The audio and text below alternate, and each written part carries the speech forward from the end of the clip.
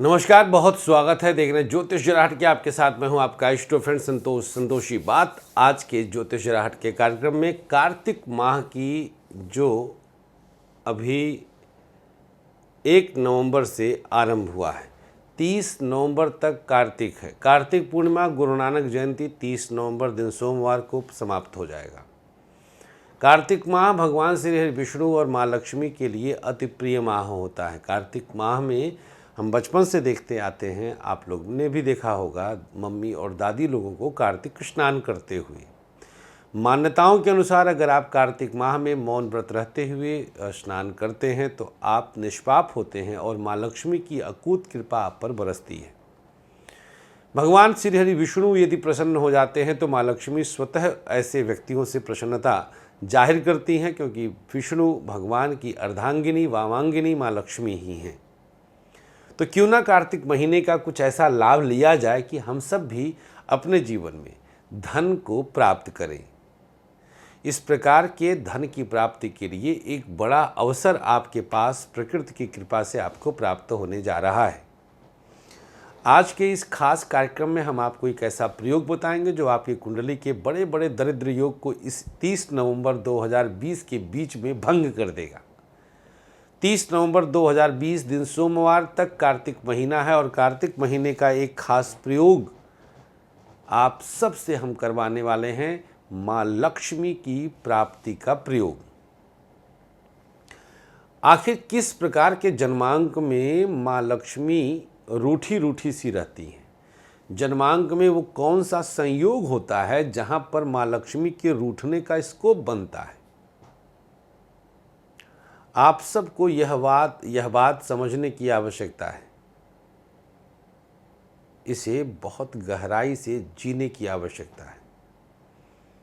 इसे शिद्दत से पीने की आवश्यकता है। चलिए शुरुआत करते हैं आज के इस खास प्रयोग की। आपको क्या करना है? आपको प्राप्त करना है खास तौर पर गुलाब जल और छोटी इलायची और थोड़ा सा शहद। गुलाब जल, छोटी इलायची और थोड़ा सा शहद, ये 3 चीज़ें आपको प्राप्त करना है। और इन तीनों चीज़ों को आप एक चांदी के सामग्री में रख लीजिए। गुलाब जल, छोटी इलायची, शहद।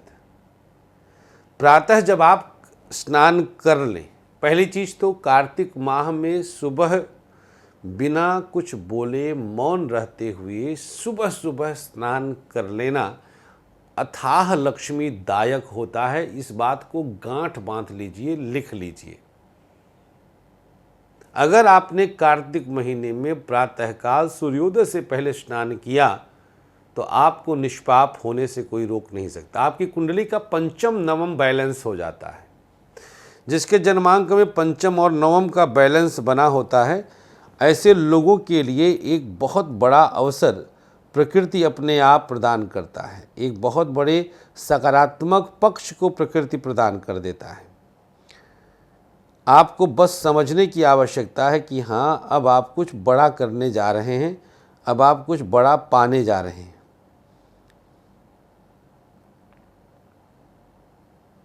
आप अपने आप एक बहुत मजबूत अंश लेकर के आ जाएंगे। आप एक बहुत सकारात्मक पहलू लेकर के आ जाएंगे।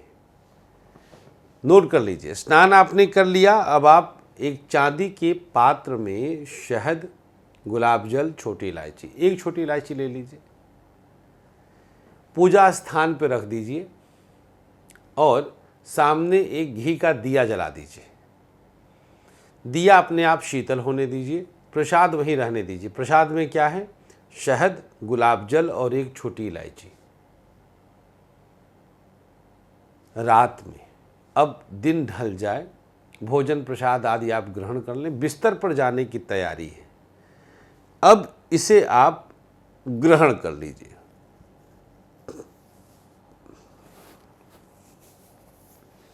अब आपको इसे ग्रहण करने की आवश्यकता है।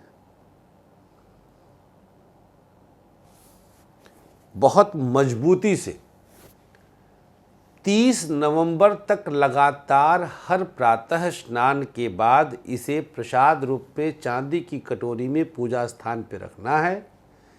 घी का एक दिया जला देना है। दिन ढलने के बाद जब भोजन प्रसाद आदि ग्रहण करके बिस्तर पर जाने लगें तो जो सुबह आपने पूजा के समय पर गुलाब जल, शहद और छोटी इलायची कटोरी में प्रसाद रूप में दिया के पास रखा था उसे आप खा लीजिए। काम पूरा। पूरे कार्तिक माह 30 नवंबर तक इसे जो करेगा उसके पास लक्ष्मी की महाकृपा जरूर बनी रहेगी। बहुत बहुत आभार आपके इस प्यार के लिए। हमें अनुमति दीजिएगा, मोहब्बत बनाए रखिएगा। खुश रहें, प्रसन्न रहें, हंसते रहें, खिलखिलाते रहें और मुस्कुराते रहें। नमस्कार, श्री कृष्णा, जय जय श्री राधे। और हाँ, घर बैठे टेलीफोनिक कंसल्टेंसी के लिए 9910291850 दिनेशवा के नंबर पर कॉल है, व्हाट्सएप कर लीजिएगा। नमस्कार, श्री राधे।